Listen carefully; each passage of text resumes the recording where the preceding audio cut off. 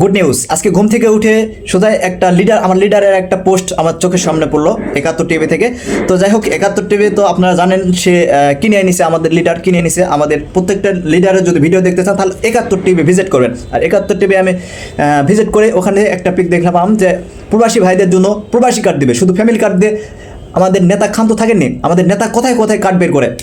আমাদের নেতা এরকম একটা আবারও প্রবাসীর জন্য প্রতিশ্রুতি দিলেন এবং ইস্তেহার দিলেন যে আসলে প্রবাসী ভাইদের জন্য হতাশ হওয়ার প্রয়োজন নাই, আমরা প্রবাসী কার্ড দেব, এরকম একটা তিনি দিয়ে দিচ্ছেন। এবং আমাদের নেতা কিন্তু একটা ফুটবল মাঠের রেফারি বলতে পারেন আপনারা, কারণ আমার নেতা কথায় কথায় কিন্তু প্রত্যেকটা কথায় কথায় কিন্তু কার্ড বের করে দেখান। এই আপনার ধরেন ফ্যামিলি কার্ড, আর কৃষকের কাছে ভোট চাইতে গেলে কৃষি কার্ড, মেয়েদের কাছে ভোট চাইতে গেলে ফ্যামিলি কার্ড, আর এদিকে বেকারদের কাছে ভোট চাইতে গেলে বেকার কার্ড দিবে।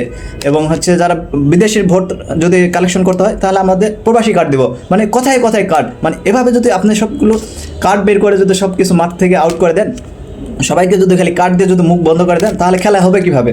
আপনার এটা করেন না নেতা লিডার, আমি আপনার সাথে আছি, আপনি এগিয়ে যান।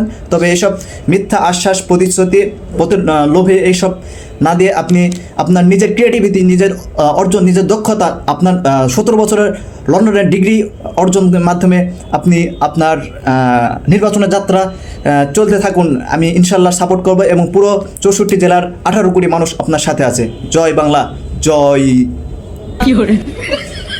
বাংলাদেশ, জিন্দাবাদ।